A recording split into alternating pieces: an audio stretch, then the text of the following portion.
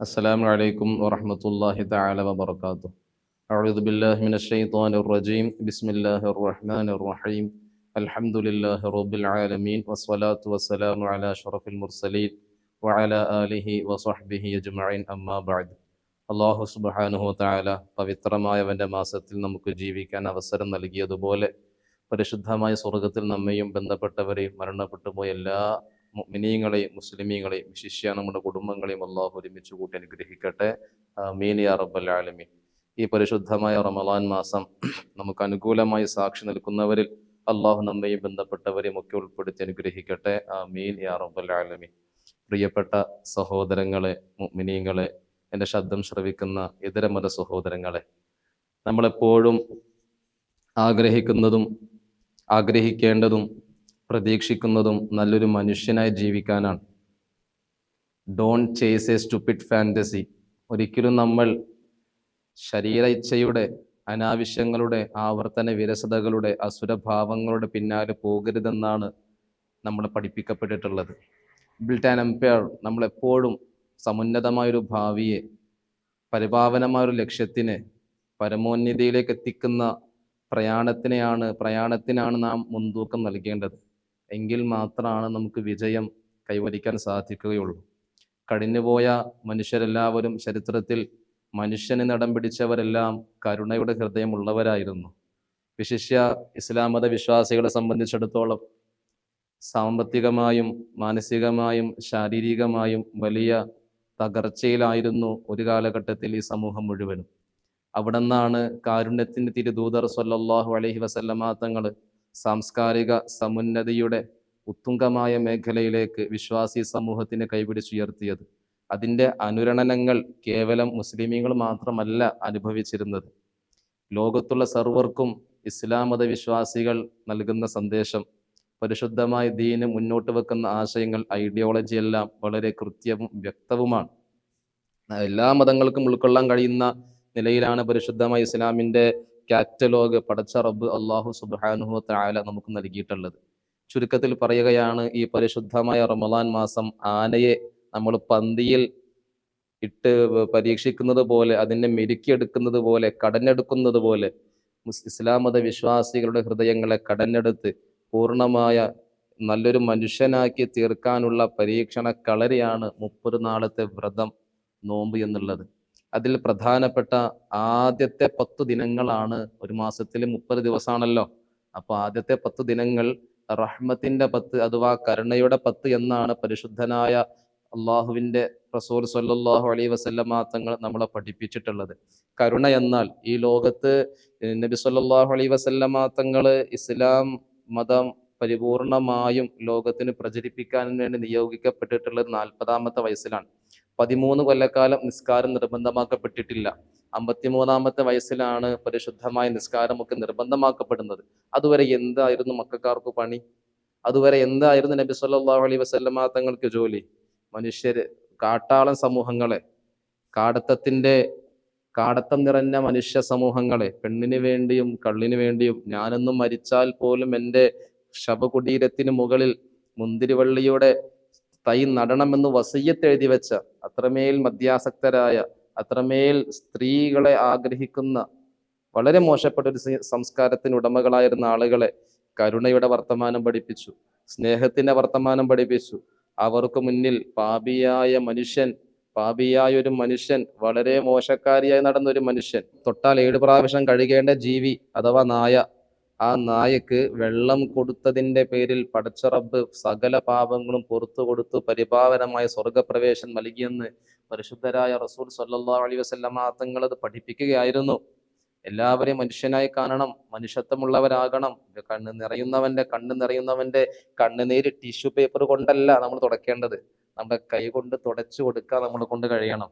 നമ്മുടെ അയൽവക്കത്ത് ജീവിക്കുന്നത് തോമസ് ആണെങ്കിലും അലക്സാണ്ടർ ആണെങ്കിലും മതമുള്ളവനാണെങ്കിലും ഇല്ലാത്തവനാണെങ്കിലും ജോൺ ചേട്ടനാണെങ്കിലും അമ്മിണി ചേച്ചി ആണെങ്കിലും അക്കരിം ജാറക്ക വലോക്കാന കാഫിറ, നിന്റെ അയൽവക്കത്ത് കിടക്കുന്നത് ചന്ദനക്കുരു തൊട്ടവനാണെങ്കിലും കുരിശുകൊന്ത അണിഞ്ഞവനാണെങ്കിലും രാമമന്ത്രം മുഴക്കുന്നവനാണെങ്കിലും, നിന്റെ അടുപ്പത്ത് ഇറച്ചിക്കറി വേവുന്നുണ്ടെങ്കിൽ അല്പം നിന്റെ ഇറച്ചിക്കറിയിൽ നിന്ന് അവനിക്കും കൂടി പകുത്തു കൊടുക്കണമെന്ന് പഠിപ്പിച്ച നേതാവാണ് മുഹമ്മദുർ റസൂലുള്ളാഹി സ്വല്ലല്ലാഹു അലൈഹി വസല്ലം. ചുരുക്കത്തിൽ ഈ കരുണയുണ്ടെങ്കിൽ മാത്രമേ പടച്ച റബ്ബിന്റെ അടുക്കൽ പരമോന്നതിയിലേക്ക്, പരിശുദ്ധമായ സ്വർഗത്തിലേക്ക് എത്താൻ നമുക്ക് സാധിക്കുകയുള്ളൂ എന്നാണ് ഇസ്ലാം മത വിശ്വാസികൾ പഠിക്കുന്നതും പഠിപ്പിക്കുന്നതും.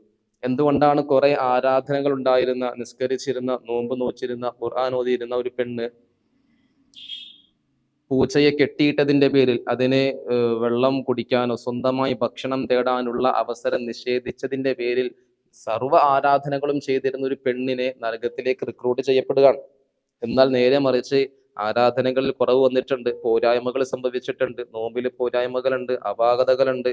അപൂർണമായ ആരാധനകളുമായി ജീവിക്കുന്ന പാപപങ്കിലമായ ഹൃദയത്തിന്റെ ഉടമയായ ഒരു പെണ്ണ് തൊട്ടാൽ 7 പ്രാവശ്യം കഴുകേണ്ട നായക്ക് വെള്ളം കൊടുത്തതിന്റെ പേരിൽ, ആ ഒരു മിണ്ടാ പ്രാണിയോട് കരുണ കാണിച്ചതിന്റെ പേരിലാണ് ആ സ്ത്രീക്ക് അള്ളാഹു പുറത്തു കൊടുത്തതെന്ന് പരിശുദ്ധ റസൂലുള്ളാഹി സ്വല്ലല്ലാഹു അലൈഹി വസല്ലമ തങ്ങൾ നമ്മളെ പഠിപ്പിക്കുമ്പോൾ എൻ്റെ പ്രിയപ്പെട്ട സഹോദരങ്ങളെ, സഹോദരിമാരെ, ശബ്ദം ശ്രവിക്കുന്നവരെ, കരുണയുടെ നാളുകൾ അവസാനിക്കാനായി ഏറിപ്പോലെ 2-3 ദിവസം മാത്രമേ നമ്മുടെ മുന്നിലുള്ളൂ.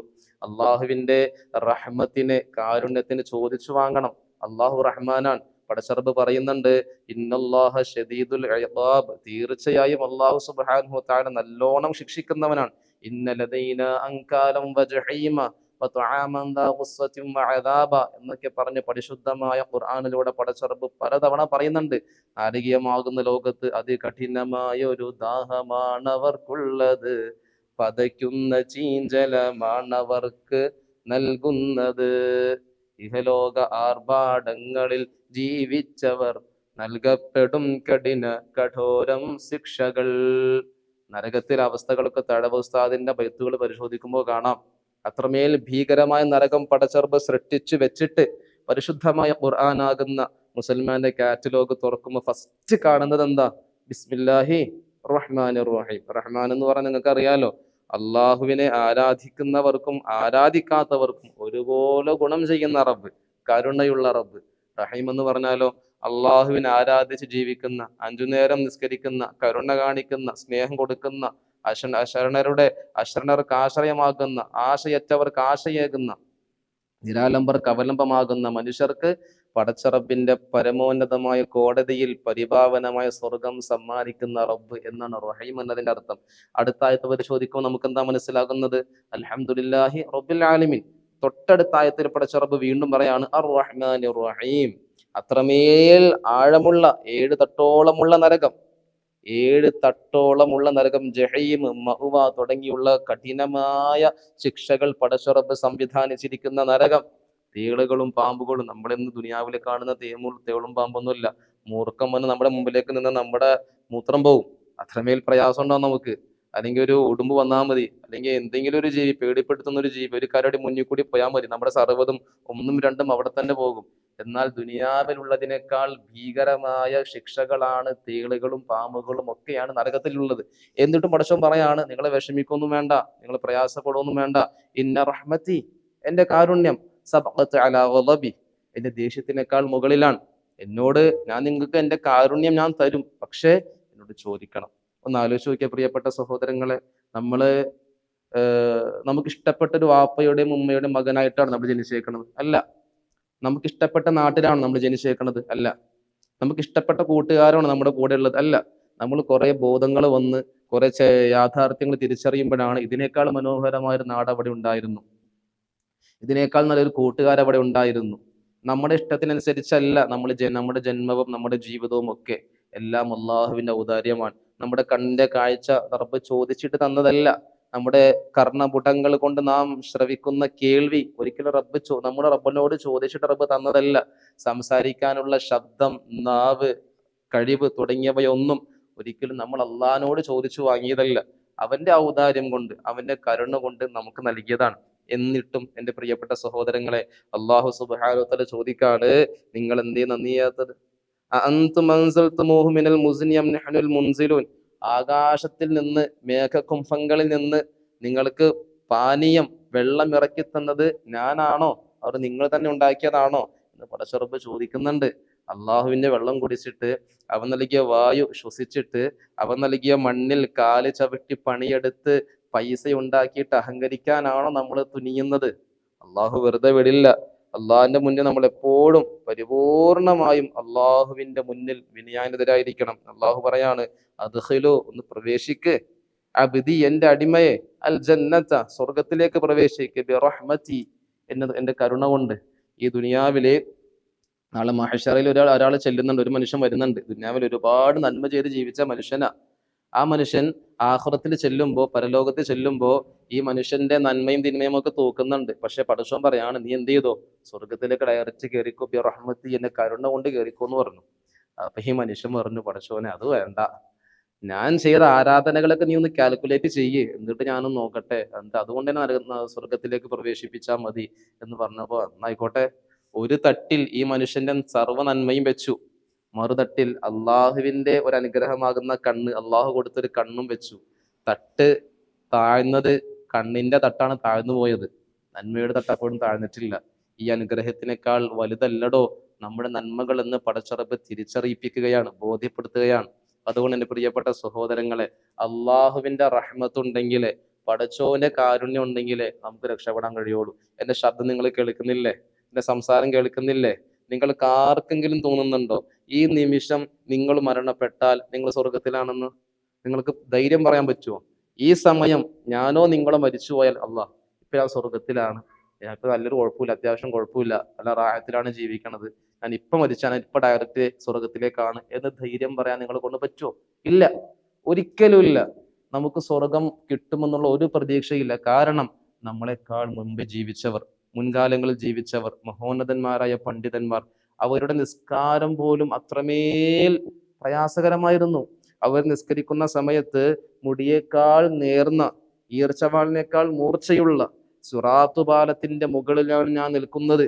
എൻ്റെ ഒരു ഭാഗത്ത് സ്വർഗം, ഒരു ഭാഗത്ത് നരകം. എൻ്റെ നിസ്കാരത്തിൽ ഒരു പ്രാവശ്യം, ഒരു നിമിഷം, ഒരു മൈക്രോ സെക്കൻഡ് എൻ്റെ ശ്രദ്ധ എൻ്റെ പടച്ചവന് തൊട്ട് വിട്ടുപോയാൽ ഞാൻ നരകത്തിലേക്ക് വീണു പോകും എന്ന് പേടിച്ച് നിസ്കാരം കഴിയുമ്പോഴേക്കും നയനങ്ങൾ മുഴുവനും നിറഞ്ഞൊഴുകുമായിരുന്നു മഹാന്മാരുടെയൊക്കെ ജീവിതങ്ങൾ, നിസ്കാരങ്ങളൊക്കെ ചരിത്രത്തിന്റെ ഗ്രന്ഥങ്ങളിൽ കാണാൻ കഴിയും.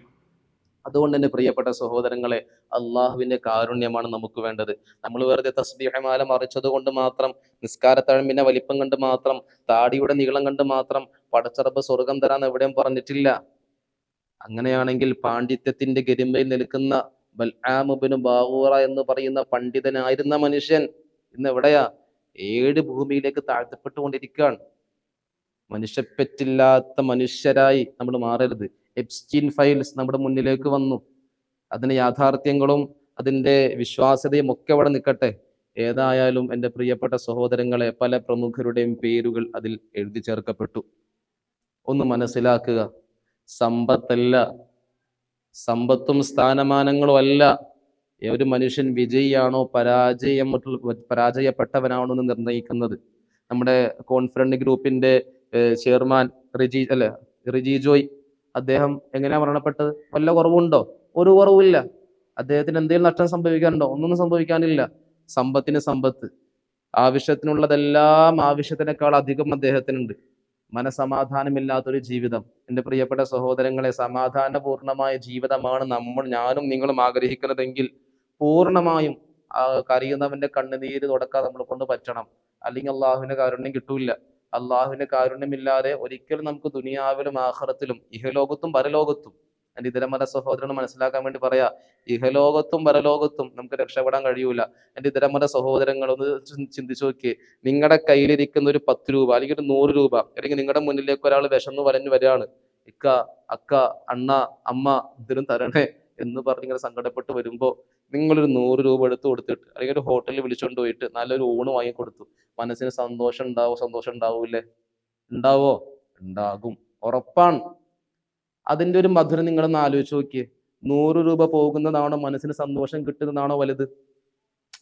എൻ്റെ പ്രിയപ്പെട്ട സഹോദരങ്ങളെ, ഷുഗർ കമ്പനി നടത്തുന്ന മുതലാളിക്ക് ഒരു ടീസ്പൂൺ പഞ്ചസാര ഇട്ടിട്ട് കട്ടൻ ചായ കുടിക്കാൻ പറ്റുന്നില്ല എന്ന് പറയുമ്പോൾ എത്രത്തോളം പ്രയാസമുണ്ട്.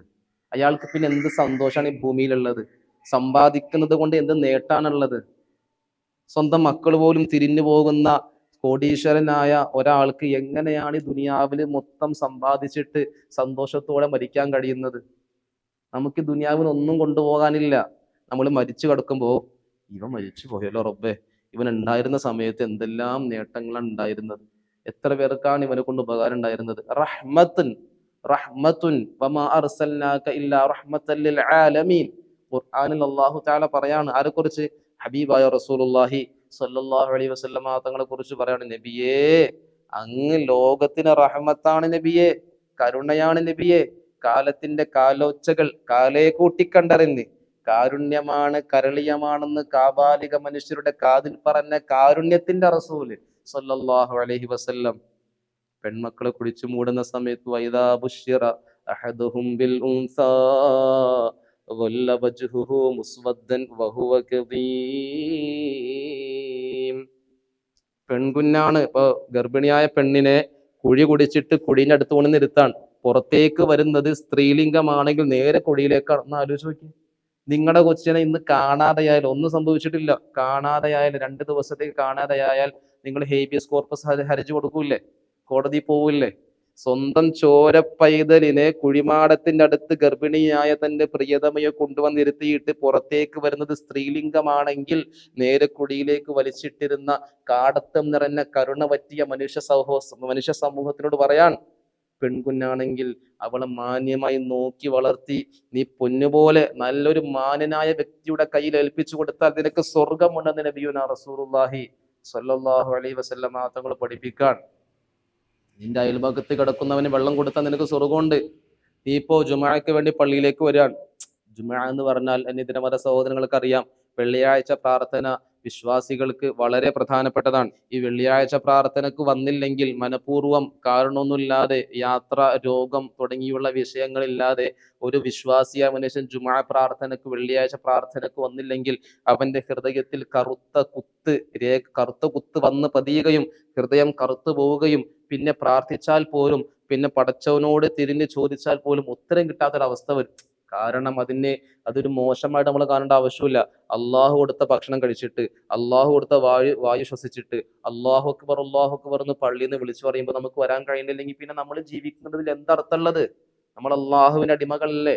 അങ്ങനെ ജുമാക്ക് ഒരാൾ പള്ളിയിലേക്ക് വരുമ്പോൾ തേച്ച് മിനുക്കി അത്രക്കെ പൂശി ടക്കായിട്ട് അടിപൊളിയായിട്ട് പള്ളിയിലേക്ക് വരികയാണ്.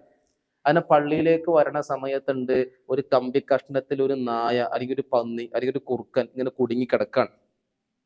നമ്മൾ അതിനെ രക്ഷപ്പെടുത്തിയ അവൻ പ്രശ്നക്കാരനല്ല എന്ന് ബോധ്യമുണ്ട്. നമ്മുടെ ദേഹത്തിനൊന്നും സംഭവിക്കൂല, നമ്മളൊന്ന് കെട്ടഴിച്ചു വിട്ടാൽ അവൻ അവന്റെ വഴിക്ക് പോയിക്കോളും എന്ന ബോധ്യമുണ്ടെങ്കിൽ പള്ളിയിലേക്ക് വരലാണോ നിർബന്ധം? ആ ജീവി രക്ഷപ്പെടുത്തലാണോ നിർബന്ധം?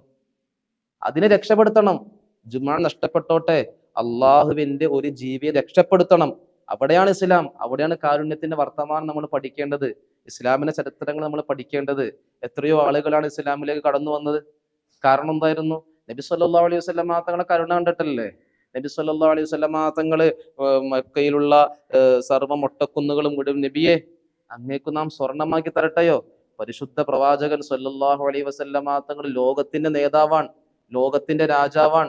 റസൂലുള്ളാഹി സ്വല്ലല്ലാഹു അലൈഹി വസല്ലമ തങ്ങളുടെ കാൽ ചുവട്ടിലാണ് ലോകത്തുള്ള സർവ്വതും, മാമലകളും സസ്യലതാദികളും സർവ്വതും എല്ലാം മുത്തുനബിയുടെ കാലിന്റെ ചുവട്ടിലാണ്. ആ റസൂലുള്ളാഹി സ്വല്ലല്ലാഹു അലൈഹി വസല്ലമ തങ്ങൾ ഓലപ്പായയിൽ കിടന്നുറങ്ങുമ്പോ, തേക്കാത്ത ചുമരുള്ള വീട്ടിൽ, ഈത്തപ്പന ഓല കൊണ്ട് മെടനുണ്ടാക്കിയ കുടിലിൽ ഓലപ്പായയിൽ കിടന്നുറങ്ങുമ്പോ മുത്തു മുഹമ്മദ് മുസ്തഫ സ്വല്ലല്ലാഹു അലൈഹി വസല്ലമ തങ്ങൾ എഴുന്നേൽക്കുമ്പോഴാണ് പുന്നാര നബിയുടെ പുണ്യമേനിയിൽ ഓലയുടെ പാടുകൾ കാണുന്നത്. ഇത് കണ്ടപ്പോ സ്വഹാബത്തിന് സഹിച്ചില്ല. മലക്കുകൾ ഇറങ്ങി ഭൂമിയിലേക്ക്, നബിയെ അങ്ങ് സമ്മതം മൂളിയാ മതി, ഈ കാണുന്ന മലമ്പ്രദേശങ്ങൾ മുഴുവനും ഒട്ടക്കുന്നുകൾ മുഴുവനും സ്വർണമാക്കി നൽകാൻ അള്ളാഹുവിന്റെ സമ്മതമുണ്ട്, അങ്ങയുടെ പെർമിഷൻ മാത്രം മതി എന്ന് പറഞ്ഞപ്പോ അള്ളാഹുവിന്റെ റസൂൽ സ്വല്ലല്ലാഹു അലൈഹി വസല്ലം തങ്ങൾ പറഞ്ഞു, വേണ്ട, ഞാൻ മിസ്കീനായി ജീവിക്കാൻ ആഗ്രഹിക്കുന്നവനാണ്, ഞാൻ മിസ്കീനായി മരിക്കാനും ആഗ്രഹിക്കുന്നവനാണ്. മിസ്കീൻ എന്ന് പറഞ്ഞാൽ പാവപ്പെട്ടവനായി ജീവിക്കാൻ ആഗ്രഹിക്കുന്നവനാണ്, പാവപ്പെട്ടവന്റെ വിശപ്പറിഞ്ഞ് ജീവിക്കാൻ ആഗ്രഹിക്കുന്നവനാണ്. സമ്പത്തില്ലാത്തവൻ എത്രത്തോളം വേദനകളാണോ അനുഭവിക്കുന്നത് അത് അറിഞ്ഞ് ജീവിക്കാൻ ആഗ്രഹിക്കുന്നവനാണ് ഞാൻ. അതുകൊണ്ട് എനിക്ക് സമ്പത്ത് വേണ്ട. ഓരോ ഉമ്മത്തിനും, ഓരോ സമുദായത്തിനും പരീക്ഷണങ്ങളുണ്ട്. എന്റെ ഉമ്മത്തിന്റെ പരീക്ഷണം അൽ മാൽ, അത് സമ്പാദ്യങ്ങളാണെന്ന് നബിയുനാ റസൂലുള്ളാഹി സ്വല്ലല്ലാഹു അലൈഹി വസല്ലം തങ്ങൾ നമ്മളെ പഠിപ്പിക്കുന്നുണ്ട്. അതുകൊണ്ട് പ്രിയപ്പെട്ട സഹോദരങ്ങളെ, കരുണയുടെ നാളുകൾ കരുണയുടെ വർത്തമാനങ്ങൾ വെറും 10 ദിവസങ്ങളിൽ മാത്രം ഒതുങ്ങി നിൽക്കേണ്ടതല്ല. അള്ളാഹുവിന്റെ കാരുണ്യം ലഭിക്കാത്ത ഒരാൾക്ക് രണ്ടാമത്തെ 10 മഗ്ഫിറത്തിന്റെ 10 ലഭിക്കുകയില്ലെന്ന് മഹാന്മാർ നമ്മളെ പഠിപ്പിക്കുന്നുണ്ട്. അതുകൊണ്ട് ഈ കരുണയുടെ നാളുകളിൽ, ഈ കരുണാരാവുകളിൽ മറ്റുള്ളവരുടെ വേദനകൾ നമ്മൾ കാണണം, കണ്ണടച്ച് കളയരുത്. അവരുടെ സ്വപ്നങ്ങൾക്ക് നമ്മൾ ചിറക് കൊടുക്കണം. അവരുടെ നോവുകൾക്ക് നമ്മൾ, അവരുടെ മുറിവുകൾ നമ്മൾ ബെറ്റാഡിൻ ബെറ്റാഡിൻ എന്ന് പറഞ്ഞാൽ മനസ്സിലായല്ലോ, ലേപനം, പരിഹാരം നമുക്ക് കാണാൻ കഴിയണം. എങ്കിൽ മാത്രമാണ് അള്ളാഹുവിന്റെ റഹ്മത്തായ പരിശുദ്ധമായ സ്വർഗം നമുക്ക് കരസ്ഥമാക്കാൻ സാധിക്കുകയുള്ളൂ. അള്ളാഹുവേ, നീ എനിക്ക് സ്വർഗം തരണേന്ന് ദുആ ചെയ്യുകയും ചെയ്യും. പുറത്തിറങ്ങിയിട്ട് ഭിക്ഷയാചിക്കുന്നവന്റെ നോട്ടീസ് വാങ്ങിയിട്ട് നോക്കോ, നീയൊക്കെയാണ് അവിടെ വന്നേക്കണത്, നിനക്ക് എന്തിന്റെ കേടാ, നിനക്കവിടെ അവിടെ ഇതില്ലേ ഇങ്ങനെ പറയേണ്ട വല്ല ആവശ്യമുണ്ട്? കൊടുക്കാൻ പറ്റുമെങ്കിൽ കൊടുക്കും, അല്ലെങ്കിൽ വേണ്ട. ഈ വന്ന് നിൽക്കുന്ന പാവങ്ങളാകുന്ന ആശയറ്റ, ഒന്നിനും കഴിയാത്തതുകൊണ്ടല്ല മറ്റുള്ളവരുടെ മുന്നിൽ വന്ന് കൈനീട്ടുന്നത്.